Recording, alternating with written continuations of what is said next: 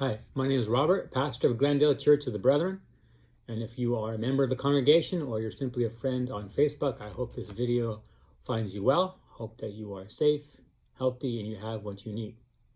My last video I answered this question: is the coronavirus judgment from God? And so we looked at the Old Testament, and there actually was in fact a lot of judgment from God in the Old Testament, but the fact that God didn't really believe in collateral damage. God didn't kill good people with bad people, so to speak. And Abraham asked this question: would God kill the righteous along with the wicked? And if he did, wouldn't that make him unjust? And so when we kind of looking at that theme and looking at the coronavirus, saying how it doesn't care if you're good or bad or what you believe or what you've done, it just harms and makes people sick, and in many cases takes life. And so I answered the question saying, well, no, this cannot be judgment from God. If it was, then only bad people would be getting killed. Only the detestable, only those that were judged by God would be getting sick. And of course, that's not the case. So therefore, the conclusion was this is not judgment from God. So anyway, that was last video. Today I'm gonna talk a little different, but yet kind of some of the same themes maybe people are bringing up. So we're talking about a worldview of, maybe unconsciously we think if you're good, if you are a good moral person, if you are a God-fearing person, that your life should go well and that you should be blessed and protected and prosper. And if you are a bad person, then, things won't go well for you. And so I kind of want to talk about that a little bit today, especially when you see good people that are getting sick or are being hurt by this. I think that very much relates to what's going on in our nation. So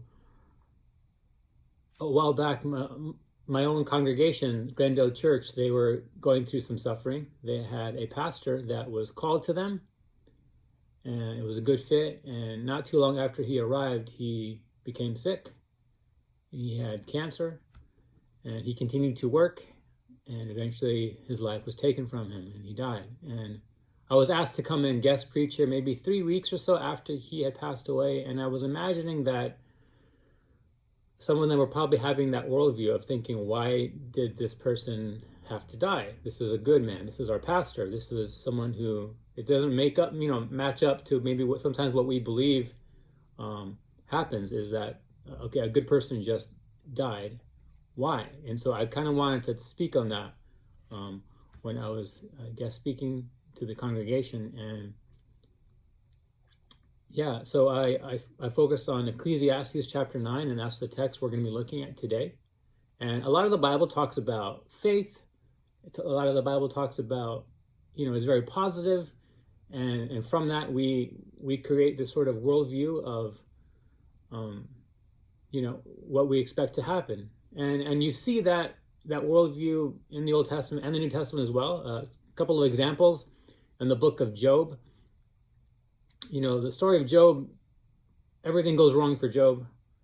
And he's a part of this cosmic bet. We won't even get into the details of that, but it's not his fault, but everything goes bad for him. His family, many in his family die, except his wife. His servants die, his cattle die, his business, like everything falls apart in one day. And his friends come to console him. He has 3 friends, and they sit with him. And eventually, they don't do a good job of consoling him because they have this understanding that he must have done something for all of these bad things to happen to him. And eventually, they say, you're not you're not different than everyone else. Like clearly, you need to admit what you've done, confess, cry out to God. God will forgive you. Like stop acting like you didn't do something to deserve this. And at the end of the story, Job says, you guys are lousy friends. It doesn't go so well. So why did they tell him that? Because they had that belief of you must have done something, some wicked thing for all this wickedness to fall on you.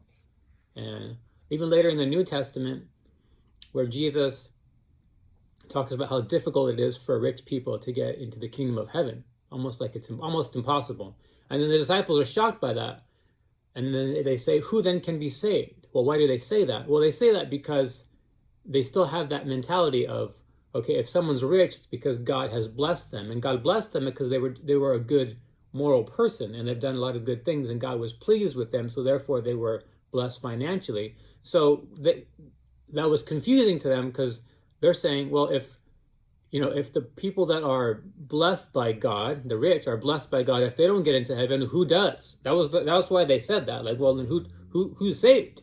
Because the rich are clearly favored by God. So they had that mentality, and you see that throughout the Bible of the people that have a blessed quote unquote life, or things are going well for them. Well, clearly they have done good, and God's favor is on them. And those that, and something's going wrong for you, clearly you must have done some wicked, terrible thing for the wrong to befall on you. So that's a mentality that you see throughout the Bible, and I want to say that's a mentality that maybe we have, maybe not, maybe unconsciously, but I think we have that. I think sometimes we were surprised when someone good, something bad happens to them. We think, well, they're a pastor, or they're a good person, or why did that have to happen to them? I think sometimes we still have that same worldview, that same mentality, that if you are a good person, a God-fearing person, a good man, a good husband, a good spouse, like, then bad things shouldn't happen to you.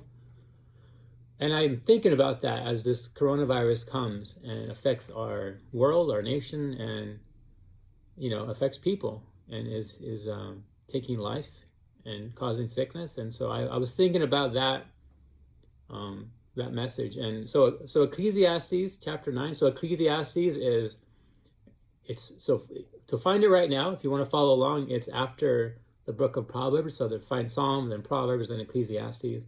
It's an interesting book. Like I said, a lot of other texts are talking about faith, and they're a little more positive. And here it seems like it's an old person reflecting back on life and thinking, like, what's the point of all this? Someone maybe close to his deathbed, thinking back and reflecting. So it's a very interesting book. If you haven't read it, I encourage you to do so. And I'm going to give you maybe a 3-point sermon on Ecclesiastes chapter 9. Some of the points he makes, I think, very much relate to what we're experiencing now as a nation, and as a people, in our way of life. So the first point he makes, if you find Ecclesiastes chapter 9, it says a common destiny for all. So the first point he makes is the fact that everyone dies. Whether you're good or bad, everyone dies. So in verse 2, he says, all share a common destiny. The righteous and the wicked, the good and the bad, the clean and the unclean. Everyone dies. He says, and he says it again in verse 12. Verse 12, he says, no one knows when their hour will come. All are trapped by evil times that fall unexpectedly upon them. So he's saying, so there's no, if you're good, it doesn't mean you live forever. Like, if you're bad or you're good, if you lived a really good life, if you did a lot of good things, you're still going to die. It's not like the bad people die and the good people go on living. He's like, no, he calls that evil. Like, evil, this is the evil and everything that happens under the sun. Like, he's like saying, this is the, this kind of interesting thing he's reflecting on, saying, whether you've lived a good life or a bad life, we're all going to die. So the first point he makes in chapter 9 is everyone dies, whether you're good or bad. Okay? The next point is that life is unexpected, whether you're good or bad. Okay? So, and sometimes it's tragically unexpected, whether you're good or you're bad. Okay, so verse 1, he says, no one knows whether love or hate awaits them. No one knows whether love or hate. We're talking about just life happening. No one knows what the future holds. It could be good or bad. Then he says that again in verse 11. He says, I have seen something else under the sun. He says, the race is not to the swift, or the battle to the strong, nor does food come to the wise, or wealth to the brilliant, or favor to the learned, but time and chance happen to them all. What does he mean by that? Well, he's saying the strong don't always win. The brilliant and the learned, sometimes they are without favor or wealth, or sometimes the wise don't have food. Like, he's saying it's not always what we expect it to be. Life happens, and sometimes it's chance or time or just variables happen. So he makes 2 points here early on. He says everyone dies. So he's talking about death. But he also is talking about life itself. Life is unexpected. We don't know what's going to happen. It could be good or bad. And sometimes it's just by chance, or sometimes it's just despite our best efforts, we don't know. And sometimes that's unexpectedly tragic can happen to us. Tragedy. And the last point he makes, and you think after making those 2 points, he's going to get kind of gloomy, right? Like he talks about, hey, everyone dies. Life doesn't matter if you're good or bad. You know, we don't live forever. We can't control what's going to happen to us. And you think he's going to say something else like, what's the point of life? But the third point he makes, he says, enjoy your life. Enjoy your life. He says enjoy the fact that you can work. Because when you're dead, you can't. He says, enjoy whatever it is you're doing, enjoy that. Enjoy your food. Enjoy what you drink. Enjoy your family. Enjoy your spouse. Enjoy your life while you can. And so it's kind of a positive outlook of saying, you know, we don't know when our end will come, and we don't know what's going to happen to us. So therefore, enjoy it while you can.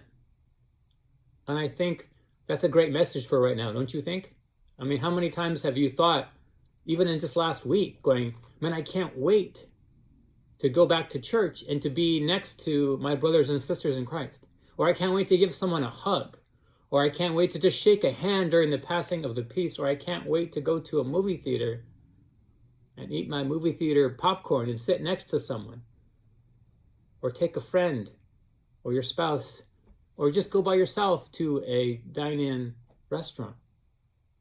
Enjoy your life is what the author says. I think that's a message we need to be reminded of, saying, well, I can't wait to go back and to enjoy our life. And let's enjoy our life right now in the midst of our self-isolation. So my friends, please take away from this message of Ecclesiastes chapter 9. You're not going to see a lot of this theology right now.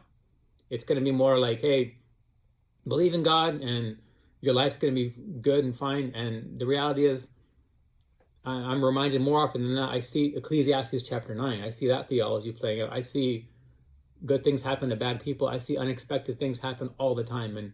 And I think sometimes we forget about this message and this kind of worldview here, is that life can be unexpected. Tragedy can be unexpected. Not always bad, but it can be. And that's a realistic worldview.